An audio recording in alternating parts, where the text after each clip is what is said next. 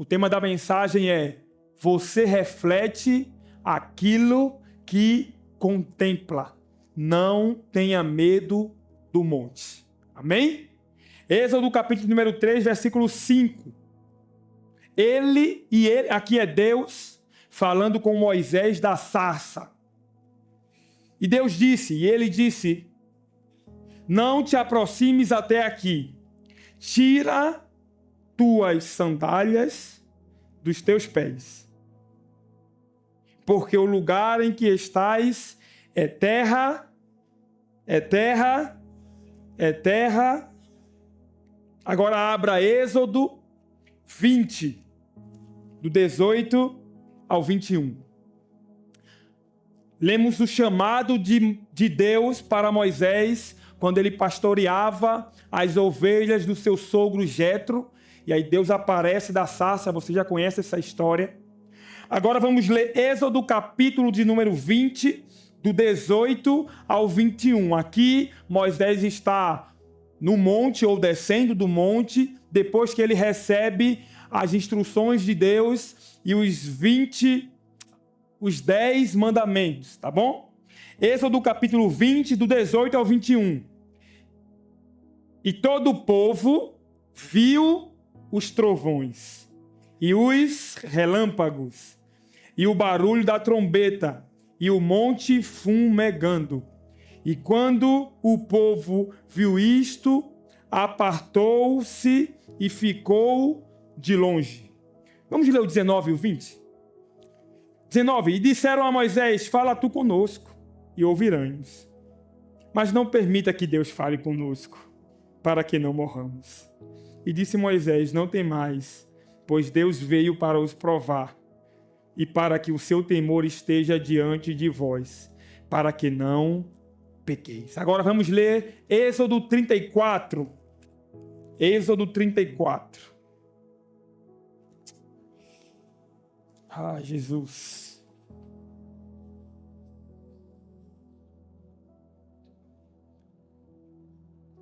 Verso de número 29. E ao descer Moisés do monte Sinai, as 2 tábuas do testemunho estavam nas mãos de Moisés, quando desceu do monte. Não sabia Moisés que a pele da sua face resplandecia, enquanto falava com ele. E quando Arão e todos os filhos de Israel viram Moisés, eis que a pele da sua face resplandecia, e temeram se aproximar dele. Você pode fechar os seus olhos? Lembra o que conversamos no início do culto? Você está, nesse momento, na presença de Deus. O mesmo da sarça, o mesmo que entregou os 10 mandamentos e os trovões e os relâmpagos falavam, é o mesmo que está entre nós e em nós. Você pode fechar seus olhos em reverência? Jesus, Deus Todo-Poderoso, entramos na Tua presença nessa noite em reverência ao Senhor. Te pedimos, Senhor, fala conosco nessa noite e resplandece a Tua glória em nosso meio. Oramos isso em nome de Jesus. Amém.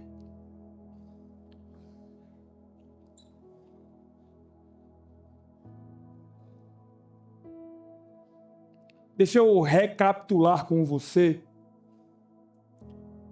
um pouco da história para você entender o que acabamos de ler. O livro de Gênesis é o primeiro livro da Bíblia. E quando você lê os 50 capítulos de Gênesis, você vai ver alguns pontos principais. Deus cria o homem peca, e o pecado adentra na humanidade. Depois você vai ver a história de Caim e Abel, primeiro homicídio, lá em Gênesis capítulo de número 6. Você vai ver o primeiro grande nome despontando, chamado Noé. Você vai ver a história da arca. Depois disso você vai ver em Gênesis capítulo de número 11 a Torre de Babel. E aí a partir de Gênesis 12 você vai ver a introdução dos patriarcas da Bíblia. Abraão, depois o seu filho quem? Isaac e Jacó. Depois de Jacó, vamos ver a história de José, a partir do capítulo de número 37. Você já sabe a história, ele é vendido, depois chega ao Egito como escravo, na verdade, ele é vendido como escravo, depois ele é preso. Existe uma reviravolta na sua história, direcionada por Deus, e ele se torna governador do Egito. Você lembra disso? Já ouviu essa história? Estou introduzindo para que você entenda. Ele vai para o Egito, interpreta o sonho de Faraó. Depois que ele interpreta o sonho de Faraó, Faraó coloca ele como governador. E aí se cumpre o sonho que ele tem lá atrás, em que o sol, a lua, representando seus pais, e 11 estrelas, representando seus irmãos, se curvariam diante dele. O Egito estava em uma fome. Por causa da fome, José convida o povo de Israel, na verdade a sua família, para ir para o Egito. Vamos concordar que ali era um povo, a família, que estava privilegiado, porque o governador era da família deles. Então eles eram tratados de forma peculiar. Assim se encerra Gênesis. Entramos em Êxodo. José morre. O faraó, o novo faraó, porque faraó não era uma pessoa, faraó era um título. E o novo faraó não lembra e não conhece e não leva em consideração a história de José. O povo de Israel começa a crescer e amedrontar aquele faraó. E o faraó agora olha o povo de Israel não mais como privilegiados, agora eles tornam-se uma ameaça. E de privilegiado, o povo de Israel começa a se tornar escravo. Então, Êxodo vai ser a história do povo de Israel sendo libertado do Egito rumo à terra prometida. Por isso que Êxodo significa saída. Saída da onde? Da onde, gente? Para onde? Para a terra prometida. E quem é a pessoa levantada por Deus? Moisés. E acabamos de ler Êxodo, capítulo de número 3, quando mostra o chamado de Moisés. Ele está cuidando das ovelhas do seu sogro, quando a Bíblia diz que uma sarça pega fogo e aquela sarça não se queima. E Deus chama Moisés e anuncia para ele que ele será o responsável e usado por Deus para libertar e conduzir o povo de Israel do Egito para o deserto. E vamos concordar que esta não é uma tarefa fácil. Primeiro porque Moisés tinha alguns bloqueios. Às vezes esse termo é um pouquinho rejeitado, mas eram bloqueios. Eram entraves, eram travas que ele tinha. Dentre elas, medo e dificuldade na comunicação. É por isso que você vai ver ele dizendo a Deus que era pesado Quem sabe pode dizer, pesado, ele disse que era pesado de língua. Ou seja, ele tinha alguma dificuldade de comunicação. E aí a gente não sabe definir exatamente, mas ele tinha essa limitação.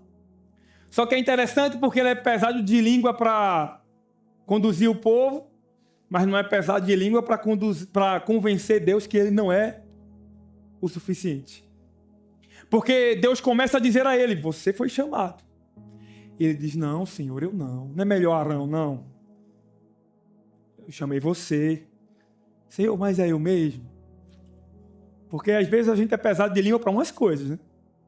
Mas para outras, ele recebe a revelação de Deus.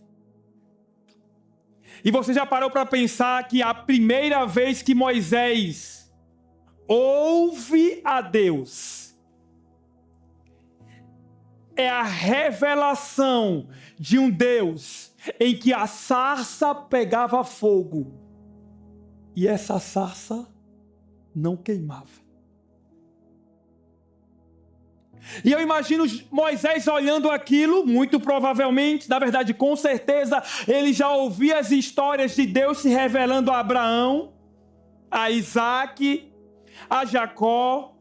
Ele já tinha ouvido as histórias que Deus tinha compartilhado, que as pessoas compartilhavam acerca de Deus, que era poderoso, que é poderoso, e que ele sabia que era um Deus justo e santo. E para completar a revelação, na hora que ele vai entrar na presença daquele cenário, Deus diz alto lá, não é assim que entra na minha presença. Não é de qualquer jeito.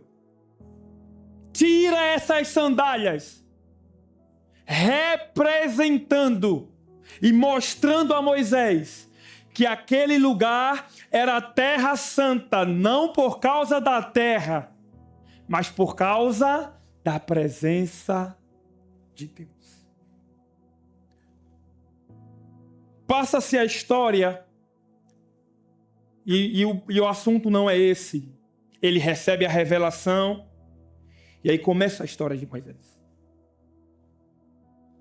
Moisés toma ousadia, enfrenta Faraó, Deus começa a mostrar os seus sinais, as pragas são enviadas, Faraó endurece o coração, Deus começa a castigar o povo, mostrando esse povo aí que vocês chamam de escravos, eu chamo de escolhido. No ápice da situação, Deus manda a última praga, que foi a morte dos primogênitos. Faraó deixa o povo ir, depois se arrepende e vai atrás perseguindo. É quando chega no momento em que o mar se abre. E quando o mar se abre, o povo de Israel passa, sendo liderado por Moisés. Depois que o povo de Israel passa, o Faraó com seu povo também vai. O mar se fecha e eles morrem. Agora começa a jornada do povo de Israel até a terra prometida. No segundo texto que lemos, eles já estão rumo à terra prometida. Deus chama Moisés para o monte e revela a ele os mandamentos, as diretrizes. E Deus mais uma vez se revela de forma profunda. Não mais com a sarça pegando fogo, mas agora com trovões e relâmpagos. Agora imagine a cena, por favor. Imagine você no pé de um monte, junto com a multidão, o teu líder subindo para falar com Deus, e os relâmpagos e os trovões. O texto diz que quando Moisés falava, Deus respondia. E que aquilo amedrontou tanto o povo, que o povo sugeriu uma coisa a Moisés. Se Moisés, vamos fazer o seguinte: eu acho melhor você subir.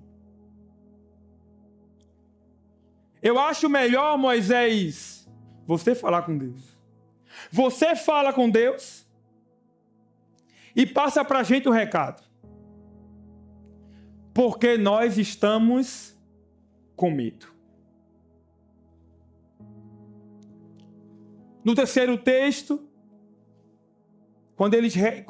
que nós lemos quando ele recebe a tábua, a Bíblia diz que o rosto de Moisés resplandecia, depois de ter contemplado a glória de Deus. Então, dentro desse texto, eu quero te dizer algumas verdades importantes. E a primeira delas é que reverência na presença de Deus nunca é demais. Eu já falei isso aqui algumas vezes, mas eu quero reforçar. Parece repetitivo, mas na verdade a ideia é ser didático. Meus irmãos, vocês que aqui estão, você que nos acompanha através do YouTube, todos nós precisamos entender uma verdade. A cor da parede muda, a liturgia muda, os hinos ficam mais contemporâneos, os trajes ficam mais modernos, mas Deus continua inalterável. Deus não deixou de ser onipresente, Deus não deixou de ser onisciente, e Deus não deixou de ser onipotente. Não confunda liberdade em Deus, que é o que você tem, com irreverência. Deus continua sendo Deus. Você já viu a revelação de Isaías, capítulo número 6? Você já leu esse texto? Se você não leu, quando você chegar em sua casa, faça essa leitura devocional. Agora você leia contemplando aquilo. Porque Isaías diz assim: no ano em que morreu Uzias, ou o rei Uzias, eu vi o Senhor assentado no alto e sublime trono. E você sabe o que eles cantavam? As pessoas reclamam de worship, mas o hino dos anjos só tem uma estrofe. Santo, santo, santo é o Senhor dos exércitos, e toda a terra está cheia da tua glória. Aí eles vão fazer a segunda estrofe. Santo, santo é o Senhor dos exércitos, e toda a terra está cheia da sua glória. Os anjos tinham quantas asas? Com 2 cobriam o rosto, com 2 cobriam os pés, e com 2 voavam.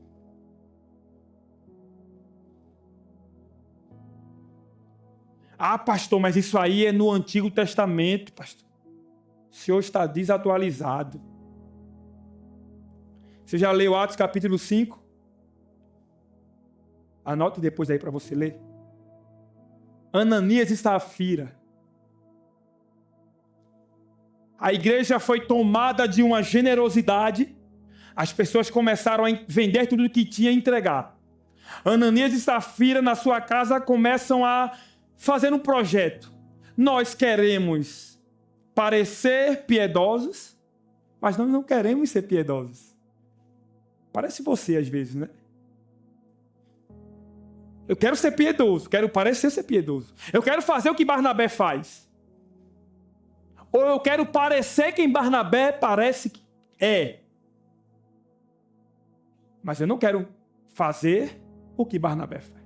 Então vamos fazer o seguinte, concordaram ali e vamos vender, reter uma parte e dar a outra como se fosse tudo. Eles fazem isso. E eu vou te dar um spoiler, eu sei que você não gosta, mas um spoiler, no final eles são fulminados. Sabe por quê? Porque o mesmo Deus do monte é o mesmo do Novo Testamento. Aí você vai para Apocalipse, João viu uma revelação profunda de quem Deus é. Seus olhos eram como chamas de fogo. E seus pés, latão reluzente. Da sua boca saiu uma espada. E quando ele vê, ele cai como morto. Porque o mesmo Deus de Êxodo, de Atos 5 e de Apocalipse está aqui nessa noite. E por favor, não entenda isso como uma tentativa de amedrontar você. Porque nós não estamos falando de medo, estamos falando de reverência. Moisés recebe a revelação. Já tinha visto a glória de Deus. E por causa da glória que ele já tinha visto e contemplado, ele começou a ter um relacionamento profundo e íntimo com o Senhor. O povo tinha visto seus grandes feitos, mas não tinha visto Deus revelando-se como Moisés viu, de forma pessoal. E eles começam a ficar com medo de Deus. E você sabe qual é o cerne dessa palavra nessa noite? É que Deus falou ao meu coração que eu precisava trazer essa palavra para te dizer que chegou a hora de você ter reverência a Deus, mas também libertar-se desse medo de Deus. Porque talvez você que está aqui nessa noite se encaixa no povo de Israel, que já viu Deus fazer, que já viu Deus agir, mas o medo de relacionar-se com esse Deus está tomando o teu coração.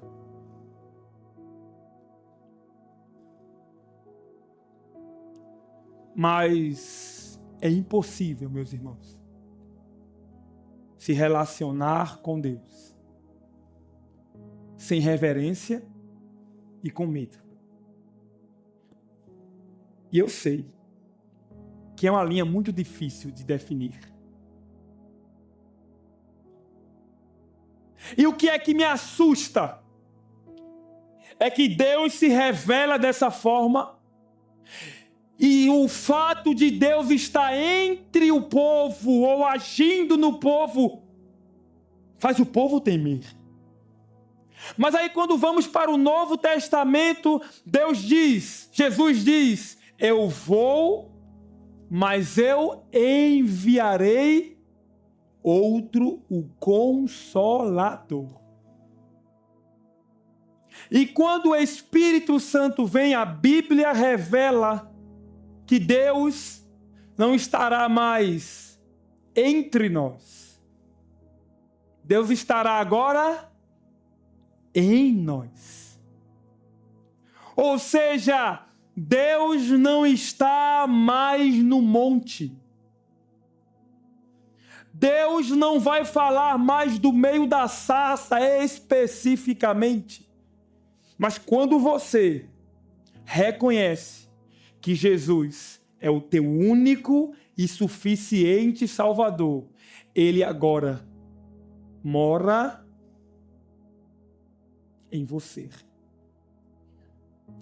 Deus está em nós. Deus está entre nós. E Deus quer se revelar através de nós. Deus está entre nós. Talvez possa te gerar medo, porque você não teve a experiência com Ele. Assim como o povo de Israel tinha. Mas hoje você vai sair daqui liberto desse medo de Deus. Amém? Sabe por quê? Porque Ele está dentro de você. E a partir da revelação pessoal de quem Jesus é, você agora vai manifestar a glória dele. Porque o Deus que está entre nós é o mesmo Deus que mora em nós e quer se revelar através de nós. Então, meus irmãos, chegamos no último texto em que Moisés sobe no monte, contempla o Senhor e quando desce, o seu rosto resplandece. Porque você resplandece aquilo que você contempla. Onde está os teus olhos?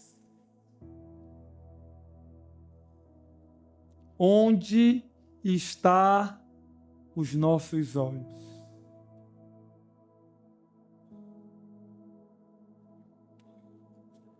A nossa contemplação manifestará a nossa habitação e a revelação na nossa face. Você revela, você reflete aquilo que você contempla. A mensagem de hoje é simples. E a mensagem é: Deus quer que você saia do pé do monte.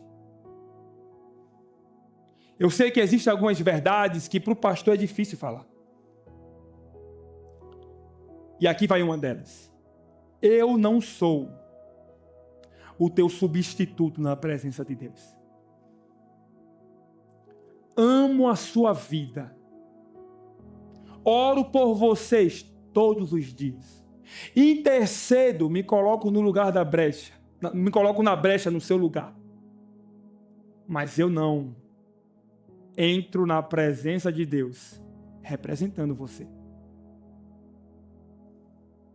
A responsabilidade, se é que você me entende a figura de linguagem, de subir no monte e contemplar a face de Deus, é pessoal. Você tem contemplado a glória de Deus? Ou você acha que contemplar a glória de Deus é reservar apenas o domingo à noite? Não é. Contemplar a glória de Deus é ser fascinado pelo caráter de Jesus.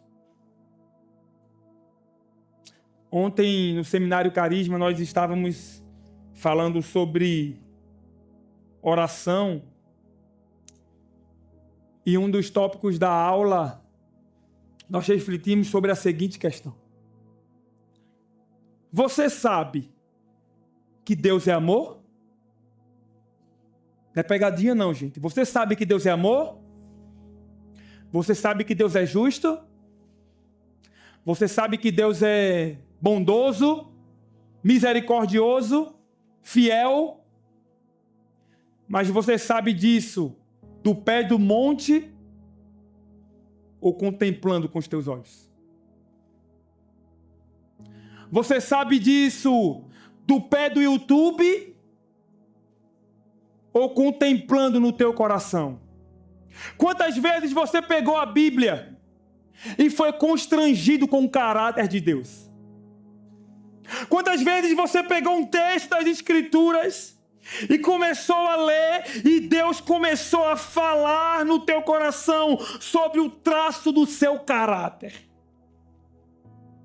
Esses dias eu estava lendo sobre Coríntios 13, meu irmão, e eu fui consumido pelo caráter do amor de Deus.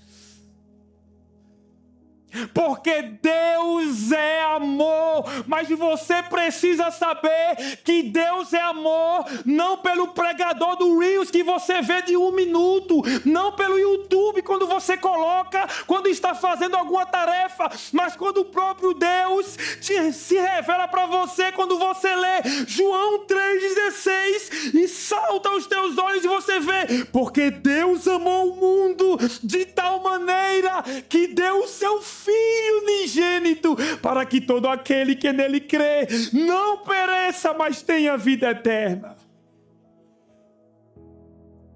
Quantas vezes você já refletiu na fidelidade de Deus, que morreu pelos seus inimigos? Ou você acha que estava na lista de network de Jesus? Porque essa é a palavra atual. Ou você acha que você era da rede de contato de Jesus Cristo? Não era não, meus irmãos.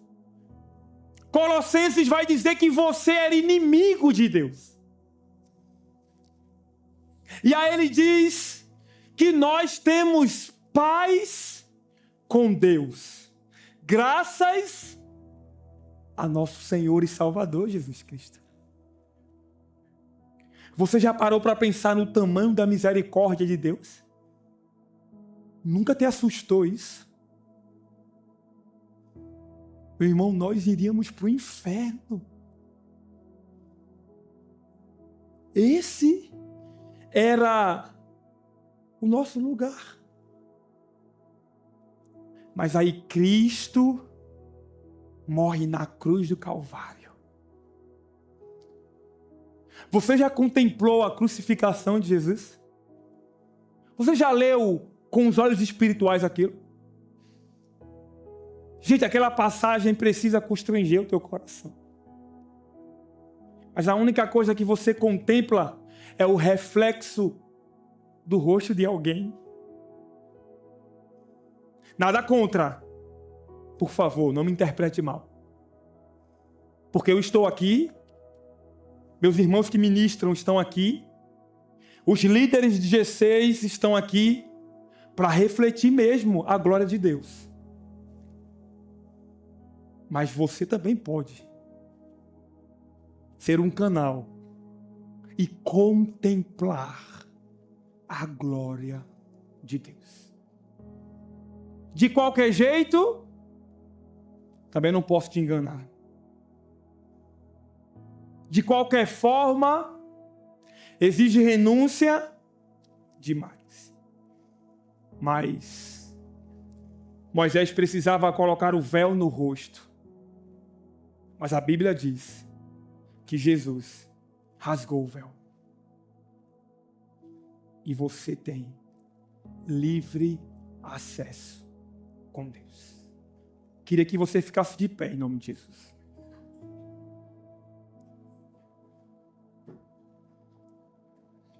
Parece uma palavra um tanto quanto atípica. E eu sei que é. Mas nós precisamos ser movidos pela direção do Espírito. E eu sei que a tecnologia, as redes sociais, te dá acesso a aprender e entender as Sagradas Escrituras.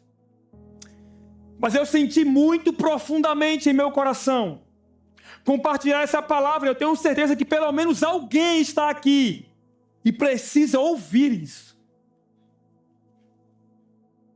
A glória refletida no rosto do pastor pode ser refletida em seu rosto.